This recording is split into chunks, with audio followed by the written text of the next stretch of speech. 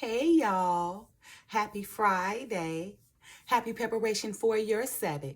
It's the weekend, baby. Anyway, you guys know on Fridays, I like to give you guys something to do that's going to help you prosper in your future or your near future to come. And earlier I read this short, I read two sacred sayings from two different chapters. The first is Second Corinthians chapter 12, verse 9, reads as follows. My grace is all you need, for my power is the greatest when you are weak, which is a sacred saying. And another sacred saying I read was Isaiah chapter 40, verse 31. Both of these sacred sayings come from the King James Version, right? And King James Version. And Isaiah chapter 40, verse 31 reads as follows. But they that wait upon the Lord shall renew their strength. They shall run and not be weary, and they shall walk and not faint, right? So basically, the Father just saying, wait on him for guidance and strength. Patiently wait on him, and he will lead you through thoroughly in your walk of life, right? Because we must have patience in our walk of life, because what we think is in fact who or what we become, right? And we can only go so far in life as our mind take us without allowing the Father to patiently guide us in our walk of life, to give us the strength or to gain us the strength and the power we need in our walk of life, okay? So for this Friday, right, for this weekend, I'm going to be reading some secret sayings from one of my greatest books, one of the books that actually, get its learnings and its teachings from the Bible, but don't give the Father the glory, as I said before. But this book is very powerful, it's very deep, and it can really help you. But of course, I don't give you the name because you'll get very confused if you don't read the Bible thoroughly first. If you read this book before you read the Bible, then you're going to give their God the glory instead of the Father the glory. So that's why I never tell you guys the name, and I won't mention the name. That name that they say in their God is going to always be replaced with the Most High. Okay, so I will never give you guys the name of the book because I don't want to confuse nobody. My goal is to edify, not to stumble, not to cause you guys stumbling blocks or to cause you guys to get confused, because this very book will confuse you if you're not thoroughly and you're not, approved, in the word or the gospel of the Father's Bible. Biblical instruction before leaving earth, blueprint instruction before leaving earth, or basic instruction before leaving earth, okay? All right, so of course, like I told you guys, I'm going to be reading some sacred sayings. All these sacred sayings apply to some or one of us, right? And for this weekend, I want you guys to take these sacred sayings, right, honestly, and apply it to yourself. Because one of these sacred sayings applies to your life, right? And with this sacred saying, you'll understand why you think the way you think, move the way you move. Because remember, our whole life starts in our mind. Our mind controls everything. So if you got a greedy mind, then you're going to be greedy in all decisions. If you got a wicked mind, you're going to be wicked in all your decisions. If you got a lovely mind, you're going to be lovely in all your decisions. So your mind is your everything to your prosperity, right? It's your mind. Okay. So, cut this up. All right. Can't see my book right? No. I see my other book though. Woo, woo, woo. Let's see. Can I cut this up pretty good? Okay. Here we go. All right. So, sacred saying 1. Remember, all these sacred sayings is just something that somebody have said, or something that's going on in somebody's life that's causing them to think and act and perform the way they do, okay? All right, sacred saying 1. He abused me. He laughed at me. He struck me, right? So this one thinks so long as one retains such thoughts, one angers continue, right? So if you got in your mindset, he abused me, he laughed at me, he struck me, then this is what your mind, going to think. As long as you retain these thoughts, your anger will continue. You got to get rid of those thoughts, because you making yourself believe that you are the victim, especially when it's not even that serious. Okay? Sacred saying 2. Anger will never disappear as so long as there are thoughts of resentment in the mind. Anger will disappear just as soon as thoughts of resentment are forgotten. I'm going to read that again. Are forgotten. Anger will never disappear so long as there are thoughts of resentment in the mind. Anger will disappear just as soon as thoughts of resentment are forgotten. So it's like black and white, okay? Anger is there. Anger appears as long as the resentment in your mind. Once you forget that resentment or let it go, then the anger disappears, okay? Sacred saying 3.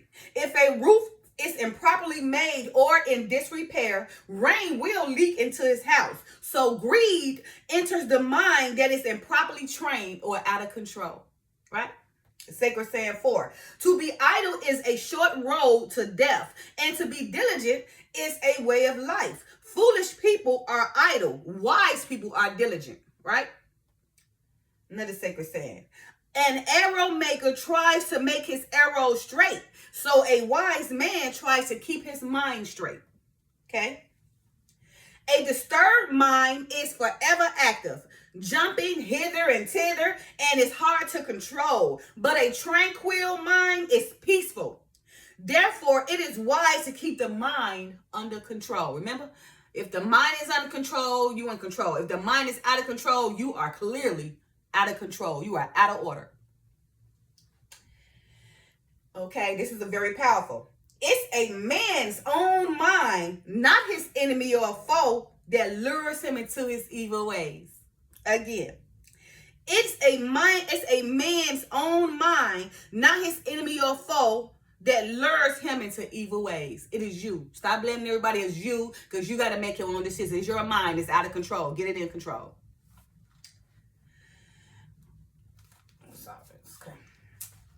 The one who protects his mind from greed, anger, and foolishness is the one who enjoys real and lasting peace. Let me read that again. The one who protects his mind from greed, anger, and foolishness is the one who enjoys real and lasting peace.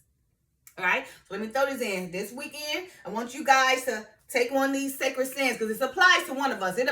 One of these sacred sayings applies to somebody, everybody. This is going on in at least one of our lives. So take this sacred saying, apply it to your life, and find out, what you're going to do about it. That's the problem, and change it so you can have more lasting and peaceful life, okay? Remember, the one who protects his mind from greed, anger, and foolishness is the one who enjoys real and lasting peace, okay? Another sacred saying. To utter pleasant words without practicing them is like a fine flower without fragrance, right? You uttering and stuff, but you're not practicing, right? Practice what you preach. The fragrance of a flower does not float against the wind, but the honor of a good man goes even against the wind into the world. See how deep that is? Let me read it again. The fragrance of a flower does not float against the wind, but the honor of a good man goes even against the wind into the world. His honor going everywhere, all through that wind. But that fragrance of the flower is not. A night seems so long to a sleepless person, and a journey seems so long to a weary traveler. So the time of delusion and suffering seems long to a person who does not know the right teaching. See how simple that is? If you don't know the right teaching, then you are delusional. Really, it's reprobate, and you can't get nowhere. Ain't nowhere around it, no matter how you make yourself believe it. If you don't got the right teaching, you live in a delusion-fied world. On a trip, a man should travel with a companion of equal mind, or one who has a better mind. One had better travel alone than to travel with a fool. Leave that fool at home, fool. An insincere and evil friend is more to be feared than a wild beast. A wild beast may wound your body, but an evil friend will wound your mind, will bring you completely out of control. Again, an insincere and evil friend is more to be feared than a wild beast. A wild beast may wound your body, but an evil friend will wound your mind. Okay? So long as a man cannot control his mind, how can he get any satisfaction from thinking such thoughts? This is my son. This is my treasure. A foolish man suffers from these thoughts. Okay? Let me read that again in case you guys didn't get that.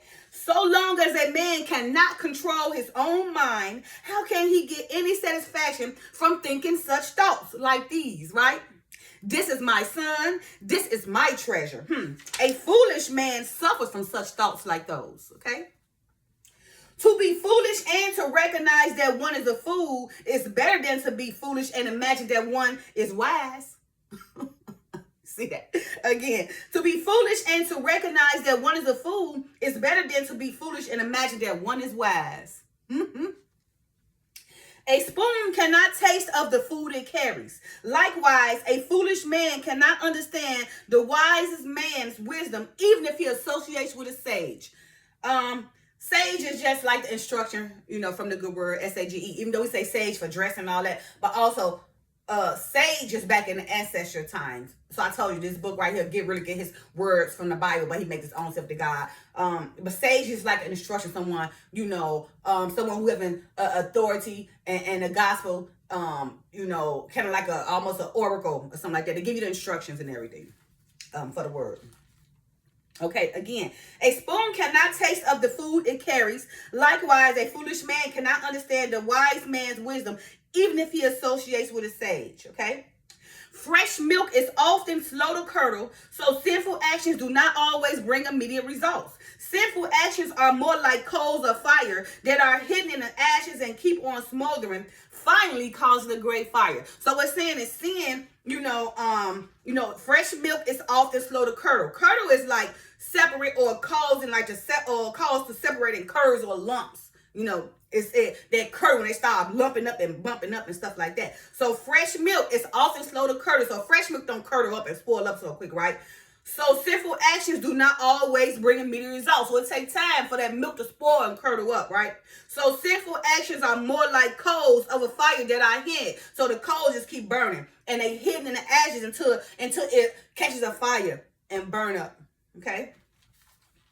A person is foolish to desire privileges, promotions, profits, or honor, for such desires can never bring happiness, but will bring suffering instead. Let's read that again.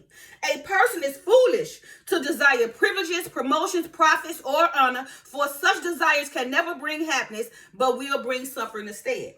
Okay? A good friend who points out mistakes and imperfections and rebukes evil is to be respected as if he reveals the secret of some hidden treasures. These days you got friends that tell the truth. They get offended by they hate them. They want to get them and everything. People can't even take the truth, and the truth will set you free. Because I'm going to tell you the truth. You ain't got to worry about that. But when you tell them the truth, then they start disliking you because, hey, I'm not finna help you live a lie. It's just not going to happen because I help you live a lie. I'm living a lie too. Right? And I want to be truthful. Okay?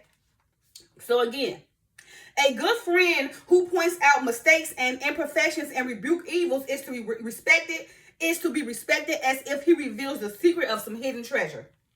A person who is pleased when one receives good instruction will sleep peacefully because one's mind is thereby cleansed. Okay? Again, a person who is pleased when one receives good instruction will sleep peacefully because one's mind is thereby cleansed. You see? When a person receives instructions and they don't be complaining, they just okay, yes, they sleep peacefully because all that stuff don't even matter. They know the bigger story. They know the bigger picture they're trying to reach. Okay.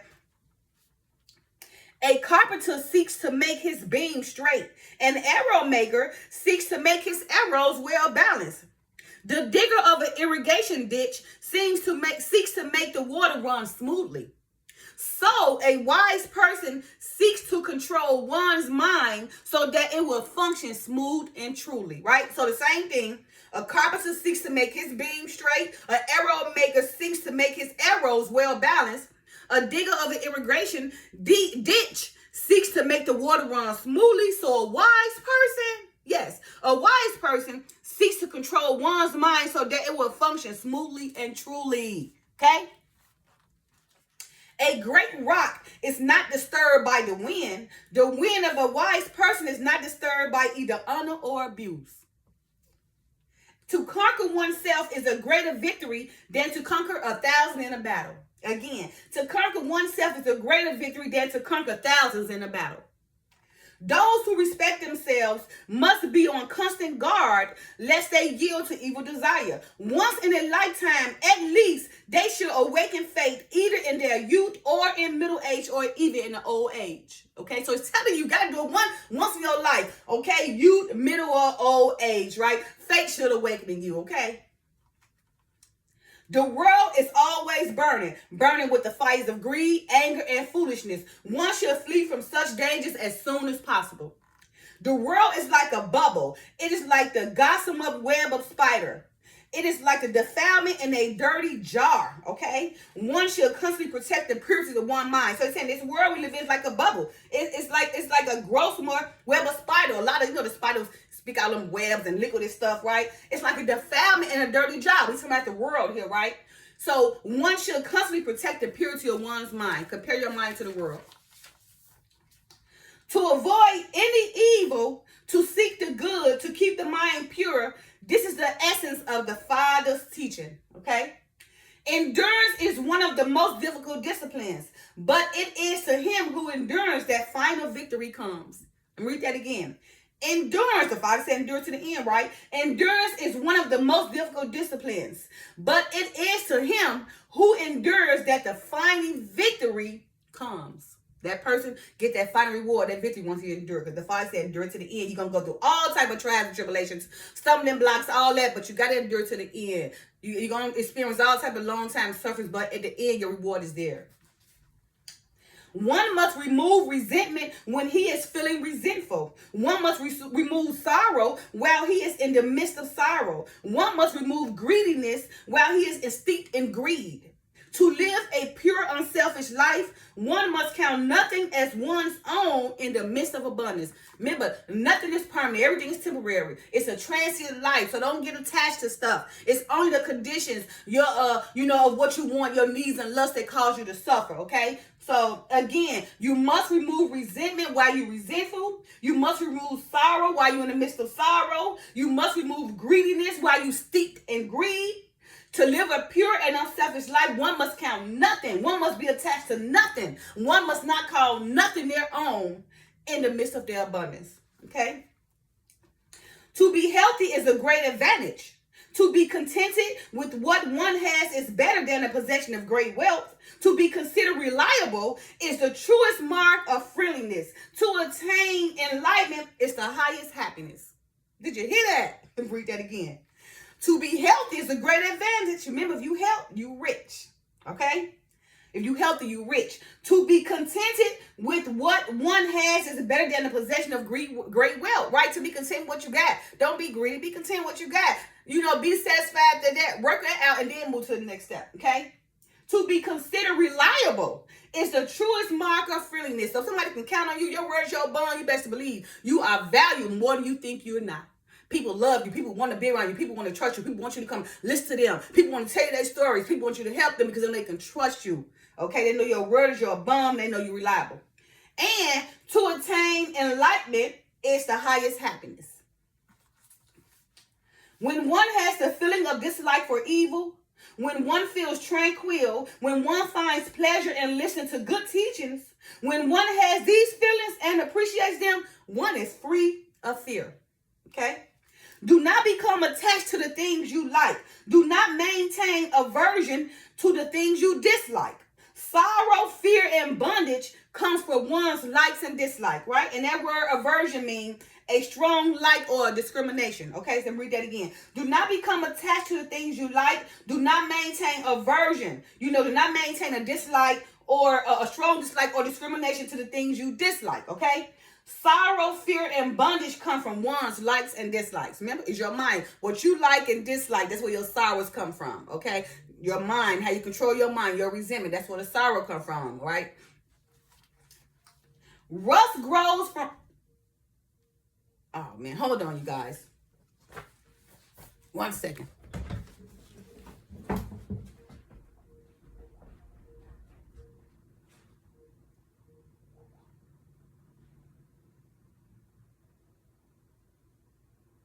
Hello, Mallory and Miss Brown. Hey, Deshaun. Find yourself.